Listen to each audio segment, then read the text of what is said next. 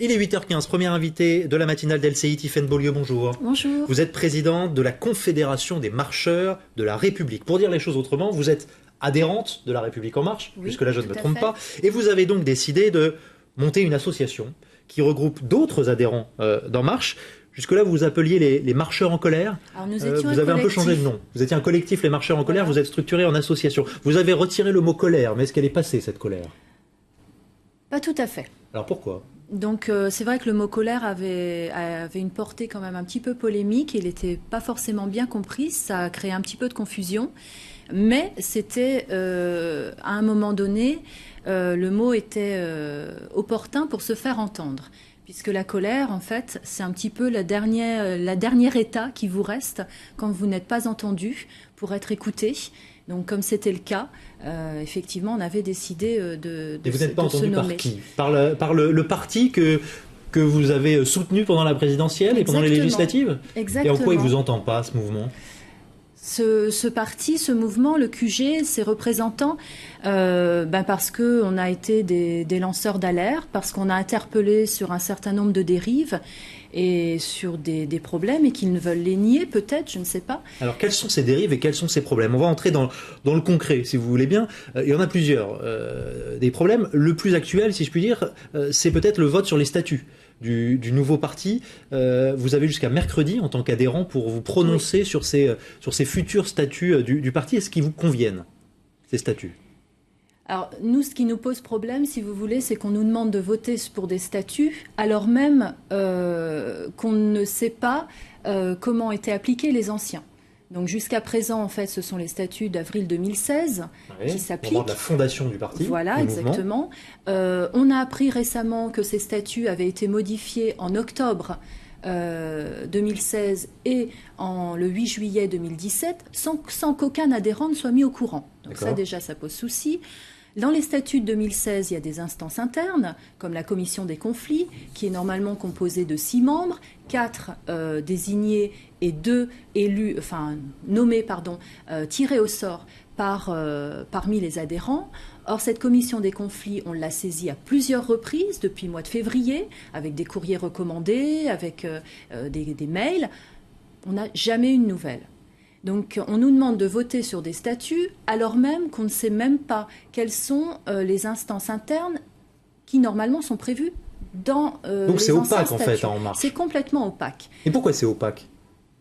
Ça, on aimerait bien le savoir. C'est bien pour ça qu'on a enclenché une médiation. C'est justement pour avoir des réponses. Oui, vous en appelez au mouvement, vous avez demandé des réponses et vous êtes prêt à aller très loin, si j'ai bien compris, si vous n'obtenez pas ces réponses. Exactement. Vous êtes prêt à aller jusqu'où? Parce que vous pouvez toujours le quitter, le parti, s'il n'est pas à la hauteur de vos attentes.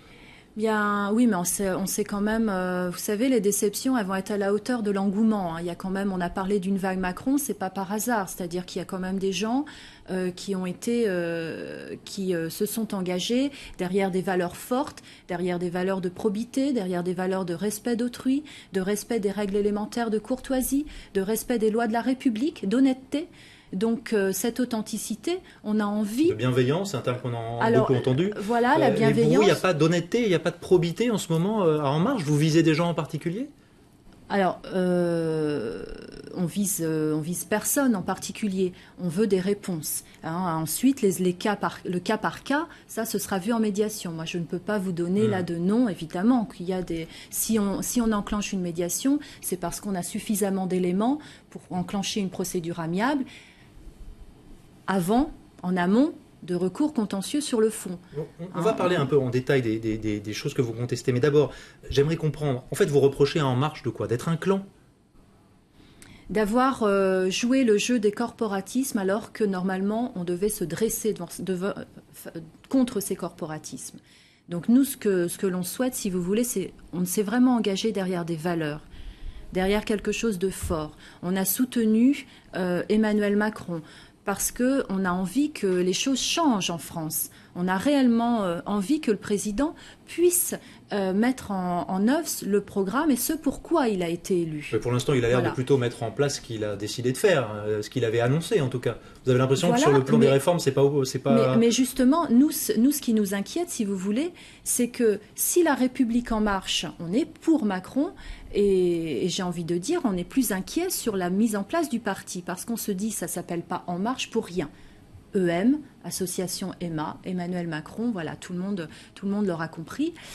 Par contre, ce qui nous inquiète, c'est si ce parti n'arrive pas à se structurer, si les instances internes n'ont jamais existé, si effectivement la bienveillance n'a été qu'un concept marketing.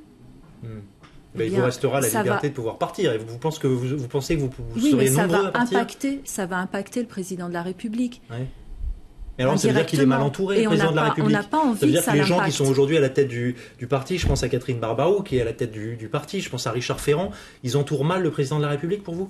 Nous, on s'inquiète qu'il n'y ait pas de réaction, parce que ça fait quand même un moment qu'on alerte sur le fait que le parti a du mal à se structurer. On voit bien entre les dérives, entre Madame Barbaroux qui dit on le structure de telle façon pour empêcher les baronnies locales, alors que nous, on sait très bien que ce sont de véritables seigneuries qu'il y a eu sur le territoire.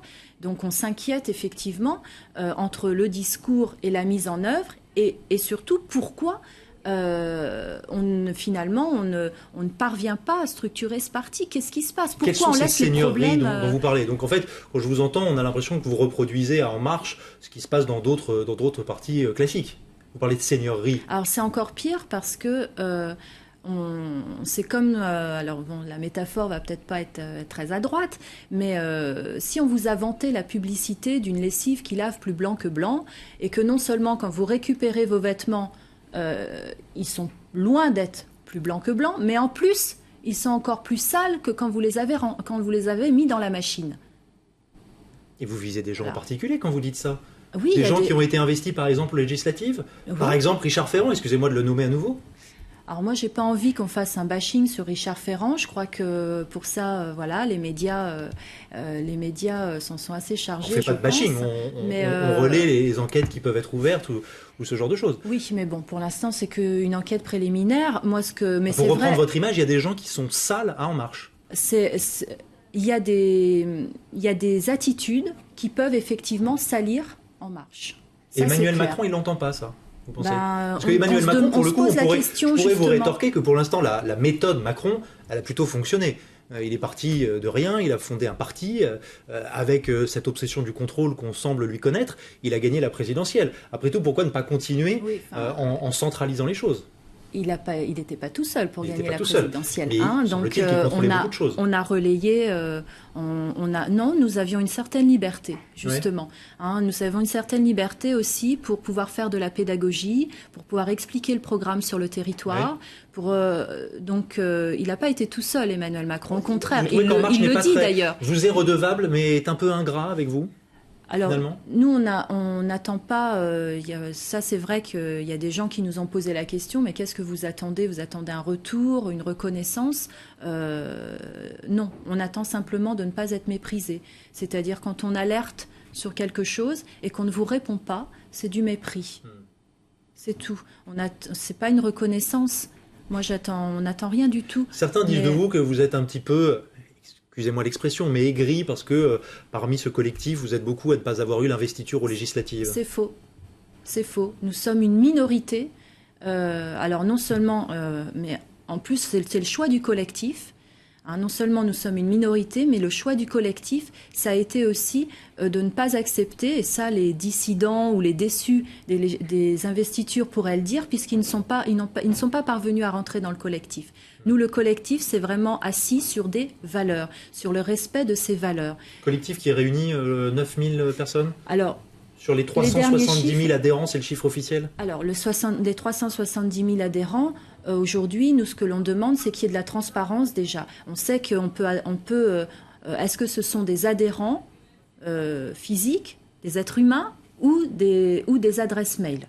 Il suffit pour être adhérent d'En Marche, on va l'expliquer pour ceux qui ne le savent pas, il suffit de remplir une adresse mail, de rentrer une adresse mail et on est automatiquement adhérent. Tout à fait. C'est pas un militantisme exacerbé, on ne paye pas de cotisation par exemple pour être adhérent En Marche. On ne paye pas de cotisation pour être adhérent En Marche. Effectivement, en 2 clics, vous êtes adhérent. Donc on sait qu'il y a aujourd'hui des gens qui ont pu adhérer plusieurs fois avec plusieurs adresses mail. Il y en a qui s'en sont amusés d'ailleurs. On a vu récemment Alain Juppé, par exemple, a pu voter les statuts d'En Marche. Pol Pot aussi. Donc c'est ça qui nous inquiète. Pour vous, on gonfle en fait sérieux, le nombre d'adhérents pour faire illusion. Si on continue de nous objecter cette transparence et cette opacité, le problème c'est que les gens vont finir par le croire. Effectivement. En fait, et on ne comprend pas pourquoi il y a cette opacité. Donc ce qu'on attend aujourd'hui, c'est de la transparence, c'est de l'honnêteté, c'est de savoir ce pour lequel nous avons marché. Nous nous sommes engagés derrière des valeurs portées effectivement par Emmanuel Macron. Et qu'est-ce qu'il en reste aujourd'hui? On n'a pas. Nous, ce qu'on observe, c'est que il n'en reste pas grand-chose, si j'ai bien compris. Le mouvement s'est dévoyé. Donc on ne veut pas. Si ce mouvement il se dévoie, on s'inquiète parce que je l'ai entendu tout à l'heure. Emmanuel Macron, il va avoir besoin. Justement, il va avoir besoin de ses militants à la rentrée. Je crois d'ailleurs que Richard Ferrand a l'intention d'envoyer des mails à tous les adhérents pour leur dire faites de la pédagogie comme vous l'avez fait peut-être pendant la campagne pour défendre les réformes. Vous n'avez pas peur qu'on vous dise que là vous jouez contre votre camp? Avec la rentrée qui se prépare notamment. Le souci, c'est que là, il est grand temps de faire quelque chose parce que les adhérents, ils partent. Les adhérents partent en masse. Les comités se vident. Donc ça signifie quelque chose. Vous observez ce phénomène. Rien que pour les statuts. Un mouvement de départ, de retrait Exactement. des gens qui finissent par quoi? Par lassitude, par écœurement, ils quittent En Marche? Comme vous l'avez dit tout à l'heure, c'est-à-dire que s'ils ont le sentiment qu'on ne pourra pas changer les choses, eh bien effectivement les gens s'en vont. Sauf que le problème aujourd'hui, et on a oublié les réflexions de gens comme Le Crouban ou de donc politologues, de Cevipof, c'est de dire attention, le risque aujourd'hui, c'est de faire un parti d'élite. Mais le parti d'élite, il ne pourra pas fonctionner sans militants. C'est pas possible. Alors effectivement, il y a beaucoup d'argent qui va arriver dans les caisses du mouvement, puisque c'est 20 millions. Voilà, c'est 20 millions d'euros par an. Ces 20 millions d'euros par an, ils peuvent très bien servir à financer des animateurs, à salarier des animateurs qui vont aller sur les territoires faire de la pédagogie. C'est tout à fait possible. Sauf que c'est un mouvement qui est parti de la base et qui porte la démocratie participative. Donc et ça, c'est la valeur essentielle qui a été perdue selon vous. C'est l'ADN. C'est l'ADN du mouvement. C'est le squelette. Donc si on enlève des petits morceaux de ce squelette petit à petit et qui s'écroule, comme c'est la base de la pyramide, nous on a bien peur que tout s'écroule aussi. Donc il est temps de faire quelque chose. Des problèmes, c'est inhérent à la condition humaine. Les problèmes, voilà. Simplement, il ne faut pas les nier, il faut les traiter tant qu'il est temps. Voilà, tant qu'il est encore temps. Merci Tiffaine Beaulieu, présidente de la Confédération des marcheurs de la République, d'avoir répondu à nos questions. Le bras de fer continue donc avec la direction d'En Marche et le vote sur les statuts jusqu'à mercredi pour les adhérents du mouvement. Merci d'avoir accepté notre invitation.